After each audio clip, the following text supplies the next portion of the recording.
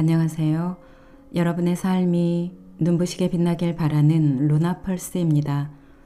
오늘 소개해드릴 책은 흔들리는 삶을 잡아줄 공자의 명쾌한 해답, 나를 살리는 논어 한마디입니다. 판덩 지음, 이서연 옮김, 펴낸 곳은 미디어숲입니다.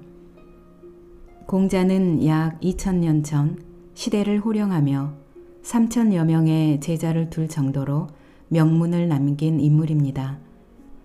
공자의 한마디 한마디는 한 나라를 운영하는 정책이 되기도 하고 한 사람의 인생을 좌우하는 가치관이 되기도 했습니다. 이 책은 초대형 베스트셀러 나는 불안할 때 논어를 읽는다를 쓴 판덩 작가의 책입니다. 나를 살리는 논어 한마디 이 책은 논어의 4편, 2인, 5편, 공야장, 6편, 옹야를 담고 있으며 공자가 늘 강조했던 어짐, 중용, 효와 충, 그리고 군자다움에 이르기 위해 갖추어야 할 덕목들이 실려 있습니다. 논어는 인생에 한 번쯤은 꼭 읽어야 할 책으로 손꼽히며 동양 최고의 고전으로 수많은 해석본이 출간되었지요. 그중 저자 판덩이 해석한 논어는 현대의 삶을 렌즈 삼아 모호하고 추상적인 옛 용어들을 최대한 배제하고 현대적인 용어와 일상어로 공자의 깨달음을 알기 쉽게 풀이했습니다. 한때 불안과 초조함으로 한 발짝도 나갈 수 없었던 저자는 논어를 만나고 삶을 풍요롭게 할 기회를 얻었다고 합니다. 인생을 통달하는 문장의 정수, 시대의 명저, 논어에서 재발견한 하루를 다잡는 한 문장의 힘, 나를 살리는 논어 한마디, 책의 본문 중에서 일부 소개해 드리겠습니다. 오늘도 책과 함께 편안한 시간 되시기 바랍니다.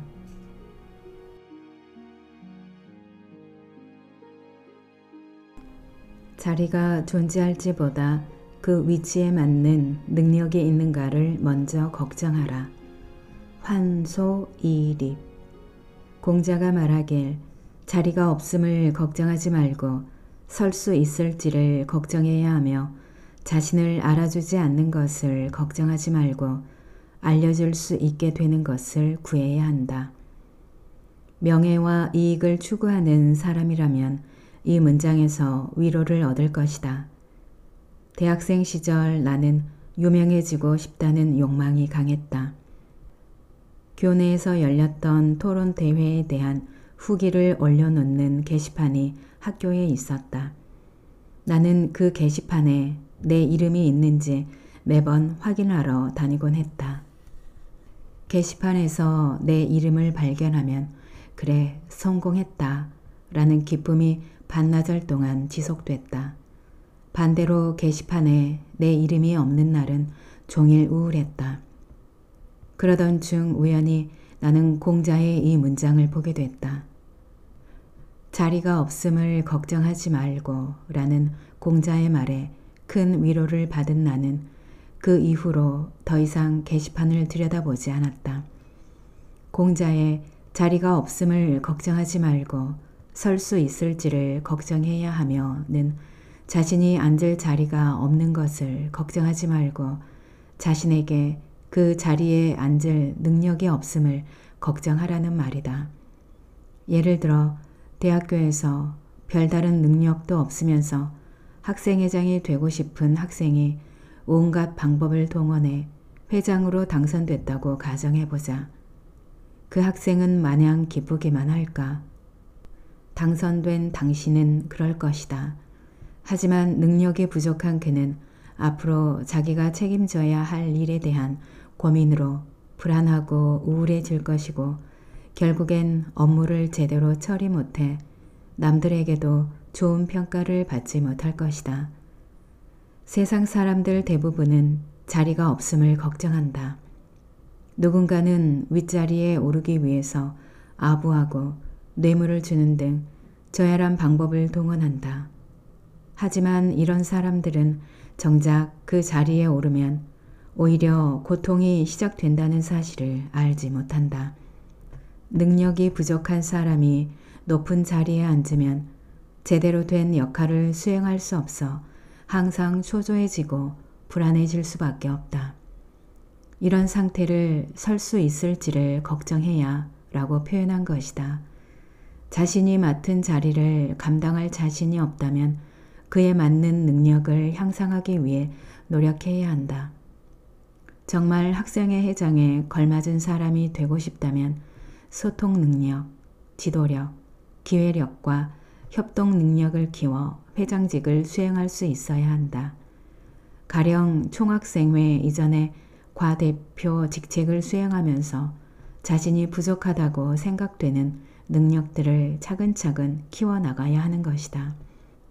미국의 경제 전문 잡지 포브스가 선정한 가장 영향력 있는 경제 경영 도서 10위 안에 든 성공하는 사람들의 7가지 습관의 저자 스티븐 코비 박사는 성공하기 위한 7가지 습관 중의 하나로 주도적으로 행동하기를 이야기한다. 주도적인 사람들은 관심의 원이 아니라 영향의 원에서 행동한다. 관심의 원은 개인이 전혀 통제할 수 없는 것들의 범위를 말한다. 예를 들면 이런 바람들이다. 사장이 월급을 더 많이 줬으면 좋겠다. 벼락부자가 되었으면 좋겠다. 경기가 더 좋아지면 좋겠다. 등등. 반면 관심의 원 안에는 작은 원이 있는데 그것이 바로 영향의 원이다. 영향의 원은 자기 능력 범위 안에 이를 대표한다. 만일 우리가 관심의 원에 집중한다면 자기 능력이 미치지 않아 원하는 대로 할 수 없게 된다는 사실을 알게 된다. 이럴 때 사람들은 불안과 초조함에 빠지고 고통스러워진다. 따라서 스티븐 코비 박사는 영향의 원에 힘을 쏟으라고 말한다. 자신이 바꿀 수 있는 일에 힘을 쏟으면서 영향의 원을 계속 확대해 나간다면 관심의 원에 가까이 다가갈 수 있을 것이다. 관심의 원과 영향의 원이라는 관점에서 생각해 보면 자리가 없음을 걱정하는 것과 설 수 있을지를 걱정하는 것이 다르다는 것을 알 수 있다. 자리가 없음을 걱정하는 것은 관심의 원에 해당한다. 나를 알아주지 않고 나에게 자리를 주지 않는 것은 개인이 어떻게 해볼 수 없는 영역이기 때문이다. 반대로 설 수 있을지를 걱정하는 것은 영향의 원에 해당한다. 자신의 능력이 어느 정도인지를 걱정하는 것은 개인이 통제할 수 있는 영역이다. 다음 구절을 살펴보자.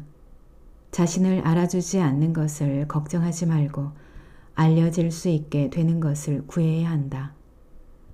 자신에게 자리가 주어지지 않는 이유는 뭘까? 사람들이 자신을 제대로 알아주지 못해서인 것일까? 사람들은 자신이 능력이 있는데도 기회가 주어지지 않는다고 원망한다. 자신을 알아주지 않는 것을 걱정하지 말고는 다른 사람이 자기 능력을 제대로 알아주지 않는다고 걱정하지 말라는 의미이다. 알려줄 수 있게 되는 것을 구해야 한다는 자기 능력을 다른 사람에게 충분히 보여줬는지를 고민하라는 뜻이다. 그렇다면 자신에게 이렇게 질문해보자.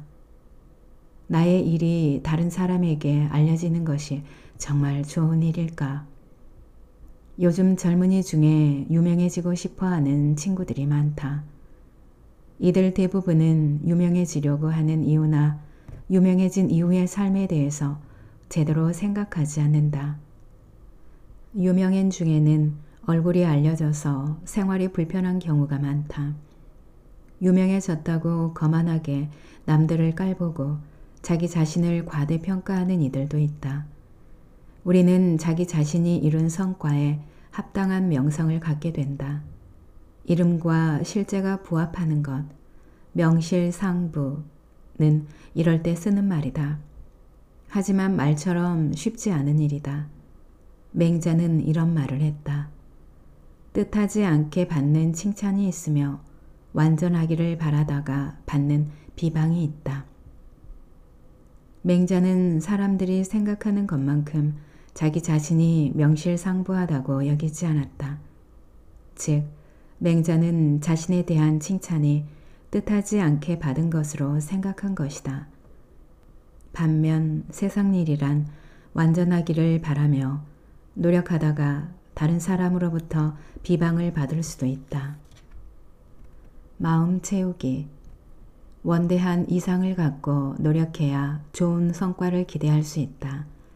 자기 능력에 대한 외부의 평가에 온 신경을 쓴다고 달라지는 일은 없다.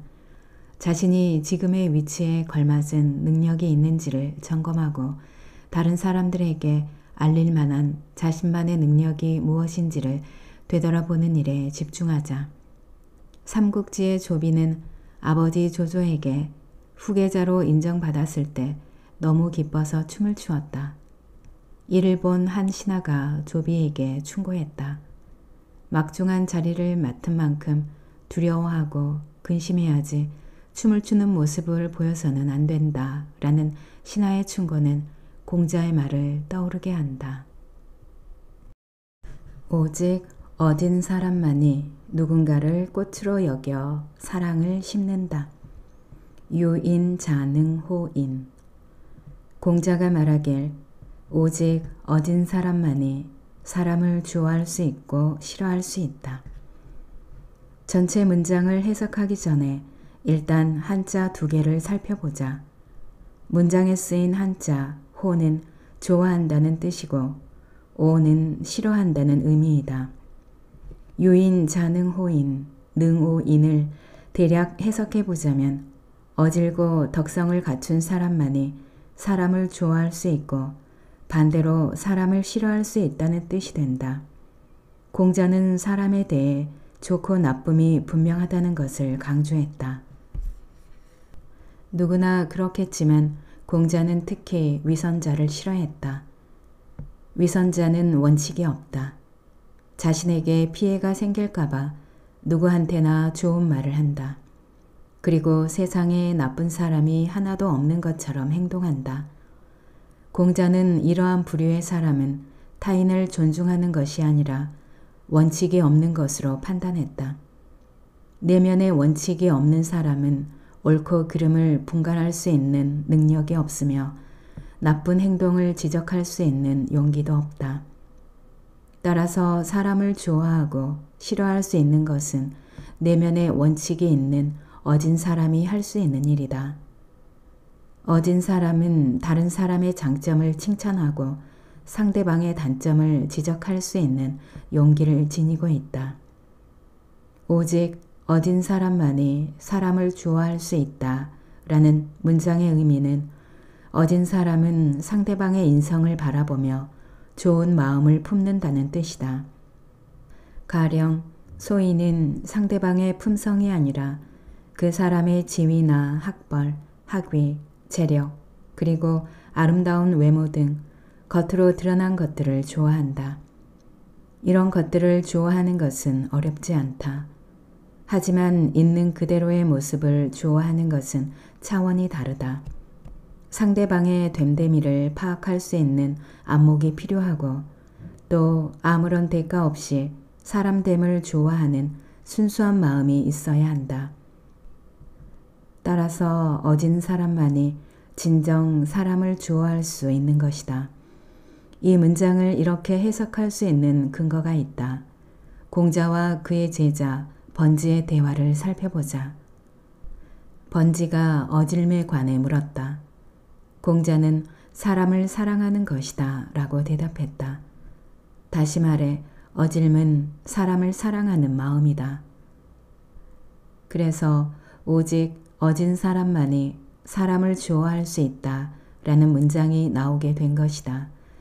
이 문장은 어진 사람과 소인의 차이점도 지적한다. 소인은 자신에게 이익이 되는 사람은 나쁜 사람이라도 싫어하지 않는다. 예를 들어서 오염물질을 몰래 배출하는 한 공장의 사장 밑에서 일하는 소인은 그 사장이 자신을 잘 챙겨준다면 그를 나쁘게 생각하지 않는다. 사장이 법을 어기고 있다는 것을 자각하더라도 애써 무시하며 자신의 이해관계에만 신경을 쓰는 것이 소인의 속성이다. 나는 사람을 좋아할 수 있다라는 것과 사람을 싫어할 수 있다라는 것을 다음과 같이 구분해서 이해한다. 사람을 좋아하는 것과 싫어하는 것의 기준이 사람인지 사물인지에 따라서 군자와 소인을 판단하는 것이다. 소인은 이익에 따라 사람을 사귀고 군자는 뜻이 일치하고 지향하는 바가 같은 사람을 좋아한다. 군자의 특성을 생각해보자. 군자는 상대방이 싫을 때 솔직하게 그 사람의 단점과 잘못된 점을 지적할 수 있다. 군자는 원칙 없이 사람을 좋아하지 않고 본인도 이익에 따라 움직이지 않는다. 그래서 군자는 누구에게도 아부할 필요가 없고 이익을 위해 아첨할 필요도 없다. 군자의 마음은 크다. 상대방을 좋아하지 않아도 원칙을 깨지 않는다면 상대방과 함께 일할 수 있는 넉넉함이 있다. 군자는 먼저 나서서 시비를 걸거나 상대방을 자극하는 일을 하지 않는다. 그리고 그 사람이 싫다는 이유로 외면하지도 않는다. 이와 비슷한 내용의 다른 문장이 논어에 적혀 있다. 군자를 섬기는 건 쉬워도 기쁘게 하기는 어렵고 소인은 섬기기는 어려워도 기쁘게 하기는 쉽다. 앞의 구절, 군자를 섬기는 건 쉬워도 기쁘게 하기는 어렵다 라는 것은 군자와 함께 협력하기는 쉽지만 군자를 기쁘게 하기는 어렵다 라는 의미이다. 예를 들어서 군자의 면모를 갖춘 사장이라면 선물을 하거나 자신의 집안일에 관심을 두는 부하 직원을 좋아하지 않을 것이다. 당연한 이야기겠지만 그런 직원을 승진시키지도 않을 것이다. 이런 품성의 사장을 기쁘게 해주는 일은 어렵다.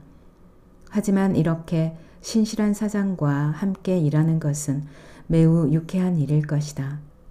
군자다운 면모를 가진 사장은 시비를 걸거나 부당한 요구를 하지 않을 테니 직원은 해야 할 일만 열심히 하면 그만이다. 군자는 사람을 부릴 때는 그릇에 맞게 일을 시킨다. 군자다운 사장은 직원의 능력에 벗어나는 일을 처리하지 못했다고 나무라지 않는다. 소인에 대해 살펴보자. 문장 그대로 소인은 섬기기는 어려워도 기쁘게 하기는 쉽다. 그래서 소인과 협력할 때는 겉으로 드러나는 것들로 그를 기분 좋게 만들 수 있다.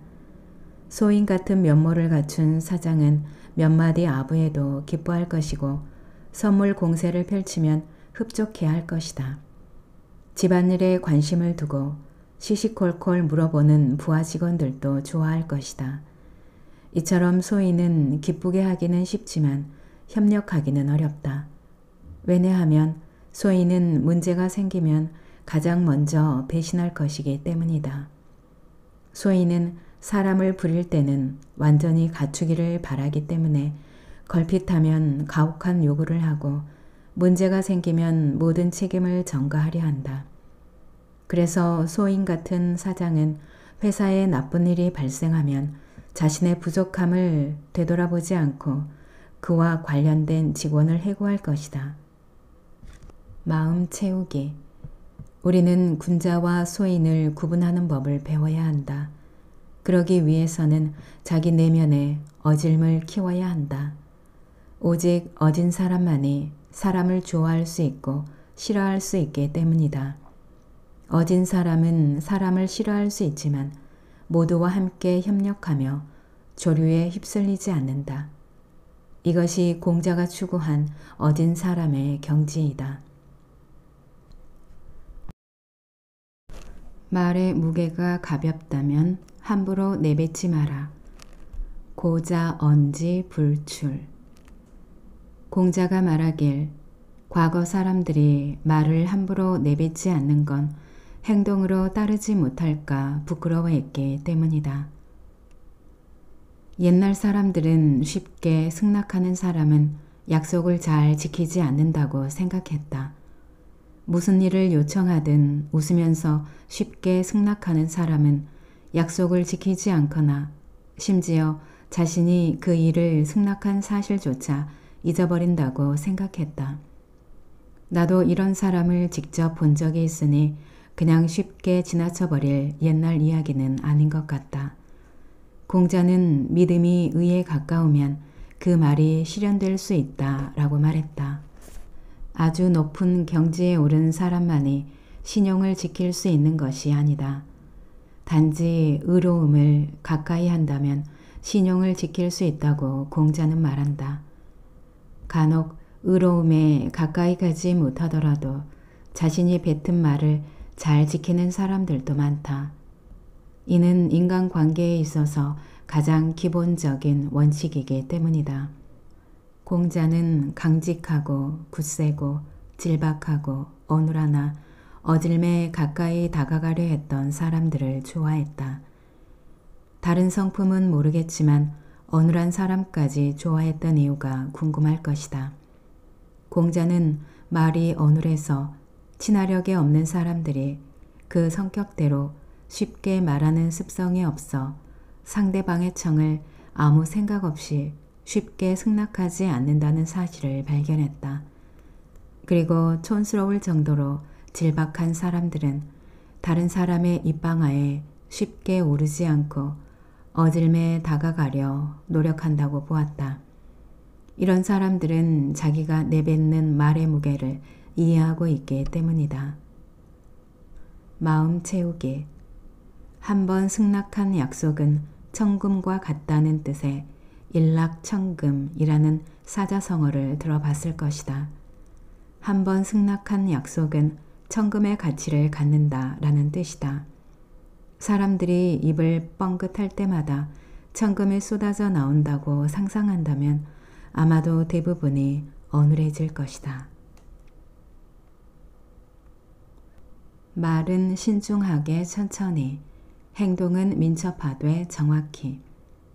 공자가 말하길 군자는 말은 어눌하게 하고 행동을 민첩하게 하려 한다. 어눌하다는 말이 또 등장했다. 말은 어눌하게 하고 라는 구절은 말수가 적고 말을 할 때도 유창하지 못하다는 뜻이다. 행동을 민첩하게 하려 한다는 것은 동작이 빠르고 실행력이 강해 효율적으로 일을 처리한다는 뜻이다. 나는 이 문장이 공자가 자기 자신에게 한 말이라고 생각된다. 이러한 뉘앙스를 살린다면 문장은 이렇게 풀이할 수 있을 것이다. 나 공자는 군자가 되어 말을 적게 하고 일은 민첩하게 하고 싶다. 공자의 가르침은 거의 매일 이루어졌다. 하루도 빠짐없이 찾아오는 제자들의 궁금증에 답하기 위해 공자는 세상을 바라보는 자신의 관점과 지식을 열정적으로 가르쳤다. 그래서 이런 말을 했을까? 매일 반복되는 가르침에 지친 공자가 어눌해지고 싶다고 생각하지 않았나 싶은 재밌는 생각을 해보게 된다. 명문 칭화대학교의 광장에 있는 해시계에는 말보다 행동이 중요하다라는 글귀가 적혀 있다. 자기 개발의 방법을 찾는 사람들을 위한 두 권의 책, 1만 시간의 재발견과 아주 작은 습관의 힘은 실천의 중요성을 강조한다. 말은 어눌해도 행동은 민첩하게 하는 것이 중요하다는 것을 시사하는 것들이다. 이와 관련해 하나의 사례를 소개한다. 교사가 학생을 두 조로 나누어 사진 촬영하는 방법을 가르쳐 주었다. 첫 번째 조 학생들한테는 사진을 많이 찍은 사람에게 점수를 주겠다고 말하고 두 번째 조 학생들에게는 가장 수준 높은 사진을 찍은 사람에게 점수를 주겠다고 말했다. 첫 번째 조 학생들은 당연한 일이겠지만 매일 많은 사진을 찍었다. 반면 두 번째 조 학생들은 사진 이론을 공부하고 촬영 기술을 분석하느라 사진을 찍을 시간이 많지 않았다. 주어진 시간이 지나 두 조의 학생들은 과제물을 제출했다. 어느 조의 학생들이 사진에 더 많은 조회를 얻었다고 평가를 받았을까?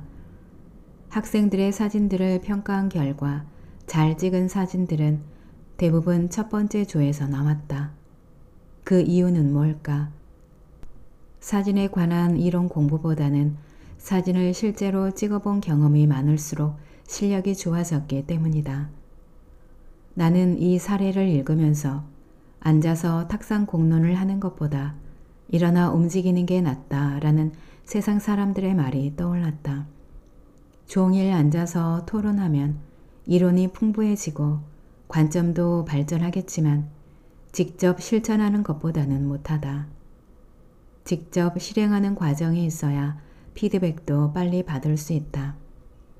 시행착오를 반복하면 실력도 자연스럽게 발전하는 것이다. 송나라 말기 사람들이 유학자들을 비판한 이유도 실용적인 일은 하지 않고 충성과 애국심만 중요시했기 때문이었다. 당대의 사람들이 유학자들을 조롱하는 말을 살펴보자. 하는 일 없이 팔짱을 끼고 심성에 관해서만 이야기하다가 죽을 위기에 직면하니 군왕에게 보고한다. 자신의 애국심만 드러내고 감동할 뿐 국가를 위해 실제로 공헌은 하지 않고 사람들에 대한 심성의 관점을 팔짱을 끼고 토론하다가 국가가 위태로워지면 무기력해지는 유학자들의 일면을 지적한 말이다. 행동과 실천의 중요성은 창업 과정에서 아주 중요하다. 처음 창업을 하는 사람들은 대부분 의욕이 넘쳐 창업을 컨설팅해주는 학원에 다니거나 성공한 기업가들의 강연을 듣는데 열중한다. 하지만 창업가들이 이론 공부에만 열중하다 보면 실제 회사 운영에는 소홀해져 좋지 못한 결과를 얻게 되고 만다. 공자의 말처럼 이론을 바탕으로 행동을 민첩하게 하는 것이 급선무이다.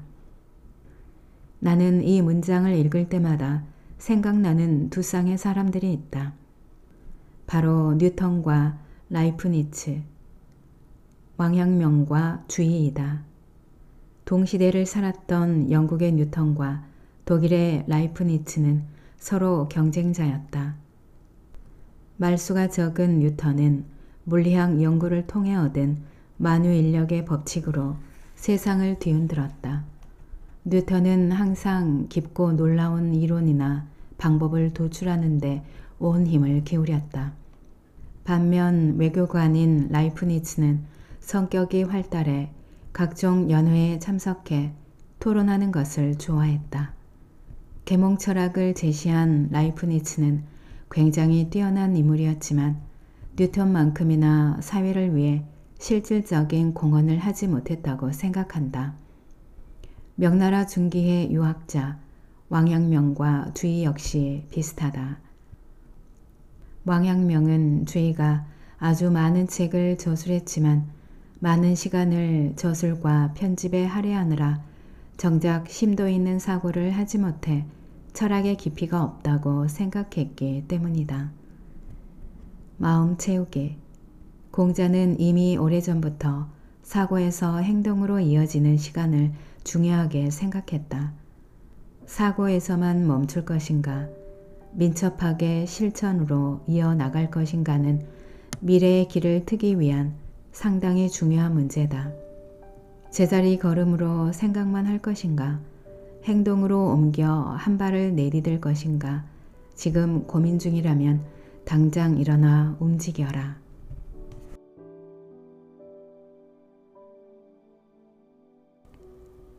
오늘 영상은 여기까지입니다.